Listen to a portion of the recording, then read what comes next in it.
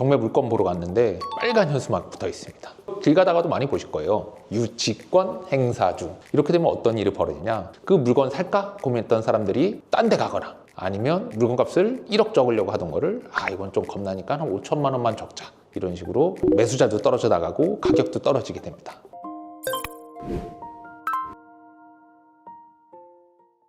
다들 아시겠지만 법무부는 호암 금융기관 사건들 많이 하는 법입니다. 이 사건 역시도 1금융권 금융기관이 의뢰를 주셨어요. 어떤 물건은 대출 나갔죠. 대출 나갔는데 채무자가 돈을 안 갚으니까 이제 이 대출 나간 담보 물건 건물을 팔아가지고 경매에 넣어서 대출금을 회수하려고 봤더니 유치권 그 현수막이 딱 걸려 있는 거예요. 유치권 행사 중. 그런데 분명히 자기들이 대출 나가면서 조사를 해봤지만 여기에 공사를 한 사람도 존재하지 않았고 공사비가 지급된 정도 없는데, 그런데 이렇게 유치권 행사라는 현수막이 붙고 나니까 어떤 일이 벌어지냐, 이제 사러 온 사람이 없어지는 거예요. 경매를 해서 물건을 팔아서 이 건물 가격에서 대출금을 회수를 해야 되는데 사러 온 사람이 없어지니까 가격이 뚝뚝뚝 떨어지는 사태가 벌어졌습니다. 그래서 저희 그 금융기관이라든지 아니면 부동산 문제, 유치권 문제를 선도해서 해결했던 법무부의 호암의 이름을 듣고 찾아와 주셨어요. 저희 이 사건 의뢰하고 나서 6개월 내에 모든 재판을 절차를 끝마쳤습니다.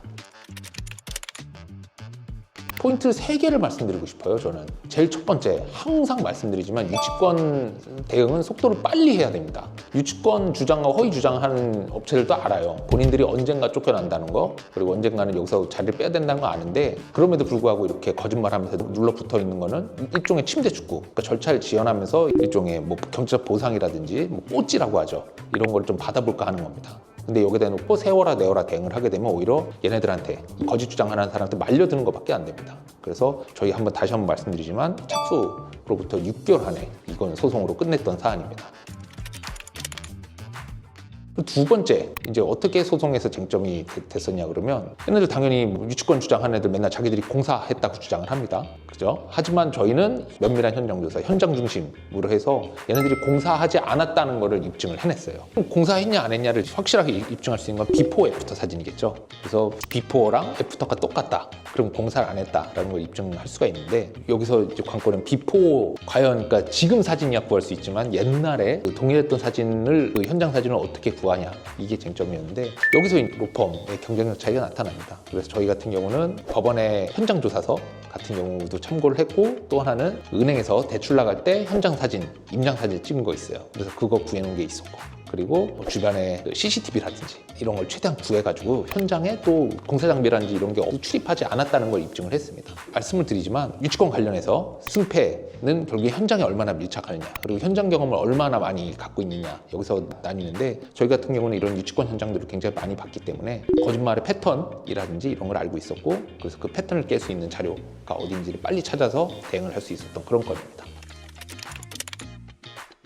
세 번째, 현수막 많이 붙어 있잖아요. 현수막을 붙여놓고서 본인들이 유치권을 행사하고 있다라고 하는데, 그렇게 현수막을 붙이는 이유는 정확히는 현수막 붙이는 것만으로도 유치권이 인정되는 게 아니라 그 물건을 점유, 지배를 하고 있어야 그 유치권이 인정이 되는데, 본인들이 이거를 점유하고 있다, 지배하고 있다, 이거를 인정받기 위해서 현수막을 붙여놓은 겁니다. 그런데 저희는 또 면밀한 현장 조사라든지 전후 자료 수집을 통해서 얘네들이 현수막만 붙여놨지 사실은 점유하지 않았다라는 걸 입증을 해내서 법원에서 이 두 가지죠. 공사하지 않았고, 그리고 현수막만 있었지 실제로는 점유하지 않았다는 걸 인정받아서 최종 승소를 거뒀습니다. 그 이후에는 금융기관이 경매를 통해서 이 자금이나 이런 걸 회수를 하게 됐고, 무엇보다 아까도 말씀드렸지만 빠르게, 그죠? 2, 3년 걸려서 이렇게 회수하면 사실 그동안 금융기관들 같은 경우는 지연 이자라든지 이런 것 때문에 고통을 받거든요. 그런데 빨리 해결했던 그런 사건입니다. 금융기관이고 하니까 민만 제기를 했었는데, 저희 같은 경우는 항상 권해드린 게 형사소송도 같이 제안을 드립니다. 그래서 이 사건 같은 경우에 사실 이거 거짓말한 거잖아요. 거짓말해서 경매 절차를 지연시킨 거기 때문에 경매방해죄로 고소를 같이 진행을 하기를 바랬었어요. 그렇게 되면 오히려 이 재판보다도 더 빨리 상대방이 저희 측 요구에 응한다든지 했을 가능성이 있었습니다. 그래서 뭐 특징적인 점 말씀드리면, 형사소송을 안 했음에도 불구하고 이렇게 빨리 끝냈고, 형사소송까지 곁들였으면 더 빨리 끝낼 수 있었다. 네, 여기 주문 나오죠. 유치권 존재하지 않음을 확인한다, 부존재한다. 여기도 또 다른 사건입니다. 다른 금융기관이 의뢰해 주셨고, 그렇습니다. 다시 한번 말씀드리지만 법무법인 호암 일반 고객들에게는 잘 알려지지 않은 걸로 알고 있는데 금융업계 전문가들 사이에서는 이미 정평이 나 있는 로펌입니다. 빠르게 처리하고 정확하게 처리하는 걸로 일 잘하는 로펌으로 소문났으니까 유치권 관련해서 고통받고 있는 분이 계신다면 언제든지 편하게 한번 상담 주시면 감사하겠습니다. 감사합니다.